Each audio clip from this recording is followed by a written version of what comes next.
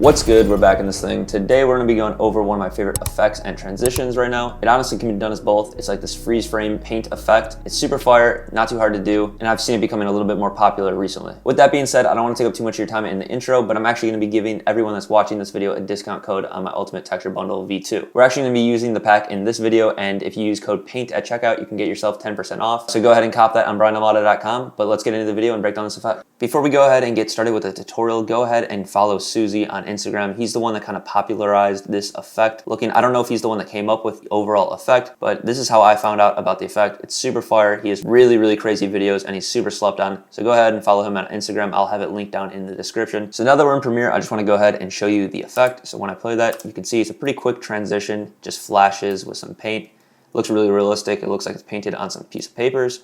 So I'm going to go ahead and show you how to do all of that. So for this example, I'm going to be using it kind of as a transition. So I just went ahead and chose a frame, the first frame in a clip. So you can see here, it switches between scenes. So your footage would probably look like this. It's a cut. And then go ahead and just take a screenshot of the frame you want to have the drawing done on. So to take a screenshot, all you have to do is go to the export frame button right here. You can hit Control-Shift-E and it should do it for you. Or if you don't see this camera icon, you can go over here to the button editor and then go ahead, click and drag it into this bar down here. It doesn't really matter what you save it as. I'm going to save it as a PNG. I'd recommend that, or probably a JPEG, and then go ahead and save it to a location that you can find pretty easily. So then go ahead and open up that image in Photoshop so you can see that one frame. And first off, all you need to go ahead and do to get that paper look is apply a paper texture. I'm going to be using one from my Ultimate Texture Bundle V2. Like I said, if you don't have it already, go ahead and cop it on my website. If you use the code PAINT at checkout, it's 10% off. It's a good snag right now, and we're going to be using these paper textures. I think I want to go with something a little bit more simplistic for this one. So let's go ahead and use paper texture 24 and drag that on to your image, and then just go ahead and scale that up, rotate it so it fits the frame a little bit more, and just scale it up so it fits the whole entire frame. Then go ahead and turn that layer to screen. So now you can see it instantly transform that screenshot into it looking like it's printed on paper. And if you want to go ahead and tweak the colors or anything, you can go up to image adjustments while you're selected on that paper texture layer. And then I'm going to go to curves. You can play around with the curves and see if you drag it up, it looks more like paper. And if you drag it down, it looks a little bit less. Let's go ahead and just drag it up just a bit. Depending on how light or dark your clip is, it's going to be dependent on that. So go ahead and do whatever you think looks the best. And then after that, it's pretty simple. Just go ahead down into the bottom right-hand corner here, click that plus button, and it's going to create a new layer. Let's go ahead and name this one. I just like to name them in order because we're going to be painting on these layers in order. So to get that super realistic looking paint texture, I went ahead and downloaded the Mega Pack from Adobe. It's free for all Adobe users. And I'm using the Kyle's paintbrush Big Streak 2. I just found it looks the most realistic. It kind of almost looks like a whiteout pen. And then whatever color you really want to do, I did like this creamish white. I didn't want to do full on white because I just thought it looked a little unrealistic. So I just went and brought it to the yellow hue and just brought it down a little bit. You can see my code if you want to copy it exactly. So now when it comes down to actually doing the painting, it's basically just whatever you want to do creatively. You can go ahead and outline your subject, or you could go ahead and, say a word. Say if you said like A in the video, you could, paint that out. I would recommend doing a letter at a time for each frame, but I'll be showing you that in a second. So I'm gonna go ahead and Control Z all my way back. Let's go ahead and outline Dirk. And I like going in like kind of almost like shorter strokes and not continuously dragging. I think it just looks a little bit more realistic, kind of like you took a paintbrush or you went ahead and used a pen. So go ahead and outline your subject. I'm just gonna do like a part where I outline him and then kind of fill up his skin tone here in a second, but you'll see that. So I'm just going through and kind of painting how I would if I actually was painting. Now you can see you have him outlined. If you want to outline multiple people in one frame, it doesn't really matter exactly what you want to do. It's just good to keep a theme going forward. So before you save it as a PNG, I just recommend saving it as a PSD or a Photoshop file. That way you can go back and change it at any time. I'm going to name it Paint and click Save, and then go to Files, Save as Copy. And then I'm going to save it as a PNG and name this one 1. And then what I'd recommend is creating a new layer and naming that too, and then just make sure to be painting on that layer. That way, if you want to go back and change it later, you can always do that. You can paint on one layer if you want. I just found it's easier to go back if you want to change something if you have different layers. So let's go ahead and like maybe mark out Dirk's eyes, maybe his mouth, and then we could blur out everyone's face back here. Just do some stuff. Do whatever you think looks good, and then File, Save as Copy, and then go ahead and make a new layer and name that 3 or whatever step you're on. I'm gonna go ahead and change the size of the brush down a little bit and then just fill in the area. I don't know, I think the smaller brush size looks a little bit better.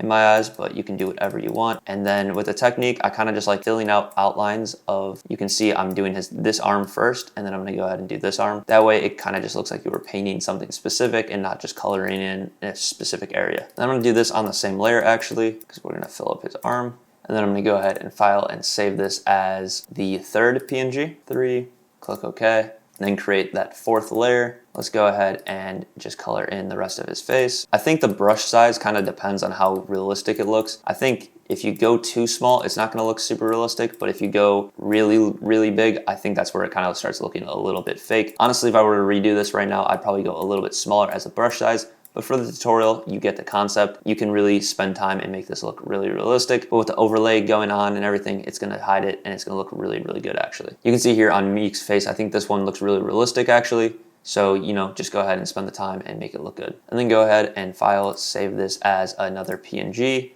and then name that 4. And then I'm gonna do one last frame just covering the rest of Meek's skin here. Really quick, pretty big brush size, just to give you an example of like a 5th frame. And maybe these guys in the background as well. And then go ahead and file, save that as a copy one last time as a PNG and name that 5. And then to make this super simple, I'm just gonna go ahead and drag in that whole folder we created into Premiere, and I'm gonna click merge all layers just for the Photoshop one. It doesn't matter too much. And then you can see now we have the 1 through 5. I'm gonna go ahead and click and drag them in. So basically I went ahead and dragged all these in right before the screen cuts. So you can see now it plays and paints fully, and then goes back to that original clip. When you play that, it looks kind of cool, but you need to add a little extra sauce to it to make it look like a good transition. I'm gonna go ahead and make each one of these frames actually 2 frames long. So I'm just dragging them out. I think it looks better with a little bit longer of a transition. So now you can see that's what it looks like. You can see it's a little bit more looking like it's drawing. And then go ahead and highlight all 5 of your PNGs and right click and click nest. And you can name this paint or something. And then I'm gonna go to the effects tab and drag on the transform effect. And then go back to effects and controls, turn up that shutter angle to 180, just so it has a little bit of motion blur, and then keyframe the scale and position at the beginning, and then go to the end. And let's go ahead and just zoom in maybe to something like 150. And let's just go ahead and have it focus on Dirk a little bit more, and then drag that keyframe to the end. So now when you animate it, you can see it's looking a little bit better. And just like that, that could be a passable transition itself. But I'm gonna go a few more steps and show you the absolute sauce. So let's go ahead and drag on Sapphire Shake. And then I'm gonna start the effect by keyframing the amplitude to 1 and the frequency to 8. And then go and make sure that motion blur is checked. It's just gonna give it a better overall effect. I'm gonna turn that motion blur length to 2, just to give it a little bit more motion blur. And then I'm going to go ahead and go to right before the last frame so we can see what we're doing. Turn that amplitude to something like 0.3 and maybe the frequency to 5, and we can see what that looks like and tweak from there. And then you can see I accidentally made the mistake that you guys might actually end up doing, is having the Sapphire Shake below the transform. So if you go ahead and drag it above the transform, it should make it look a lot better in my opinion. And you can see it kind of shakes while zooming in. That's exactly what we're looking for. Now a few last effects that I'm gonna add onto this nested sequence just to give it a little bit more sauce is I'm gonna add on brightness and contrast, and I'm also going to add on Gaussian blur at the same time. And then we can keyframe them together with Gaussian blur. This is just gonna make the effect look a little bit more fast-paced and just have a little bit more life to it. So let's go ahead and keyframe the brightness and the blurriness, and then click repeat edge pixels. Let's start off the brightness to start off at 100. I'm gonna go 1 frame to the right, bring that down to 0. That way the transition starts off with a little flash. Let's go a few frames. I'm gonna keyframe, so it's from 0 to 0 here, go 1 more frame, keyframe the brightness up a bit, maybe something like 40. This is all just personal preference, so don't copy these keyframes exactly, just do whatever you want. I'm gonna go a few frames and bring it down to 0. That way it kind of flashes for a little bit. And then right at the last frame, I'm gonna go ahead and keyframe it back up to 100. That way it just kind of has a flash at the end. So then let's go ahead and add some keyframes in the Gaussian blur. I think it's good to add the Gaussian blur like the frame before it transitions. So you can see right here is right before it goes to the next paint sequence. So you can see now his arms pop up. So I'm gonna go ahead and now keyframe that blur up. Something maybe a little bit aggressive, like 50. Go 1 more frame. So it just flashes for 1 frame, bring that back down to 0. Go a few frames forward, keyframe it again at 0, bring it back up, and maybe keyframe it a little bit less aggressive this time, and then bring it back down to 0. Now when we go ahead and play that, you can see it brings a little bit more life to the effect overall, I think it sells it a lot more. And then one last thing I'm gonna add on is a film burn overlay. The one I'm using is from Cinepacks. I'll have it linked down in the description. And if you use code Bryan5 at checkout, you'll get a little bit of a discount, $5 off, as well as you support the channel. So if you're interested and you don't have some film burns, go ahead and check them out. And then let's go ahead and turn that to screen. And when we play this, let's see what this looks like. I don't like how it's super blue for a while, so I'm just gonna cut off that middle part where it's all blue. I just think it takes away from the transition rather than adds to it. And when we play that, you can see it kind of has that film burn overlay. And then one last thing I would do to this to sauce it up, is just go to the curves on the lumetri color on the overlay itself. And if you bring the curves layer up and down, you can kind of see how much it's affecting it. I just wanna make it a little bit more saturated because I think it looks cool. And then I'm gonna go to the effects controls and copy that because I actually split the clip into two, just paste it onto the other one. That way it's just a little bit more apparent of an overlay. And just like that, you got a super fire and clean transition. You can do this with effects. You can do this with words. Basically, if you wanted to go ahead and spell something out, you would do the same exact thing where you have these 1 to 2, but you would instead on the one layer, you'd have one letter. So for example, on the first layer, you would go ahead and if you wanted to say yo, you'd paint out the Y on the first layer, and then the second layer, you'd have it say the O. It's a very basic example and really quick, but you can see how that goes from Y and then O.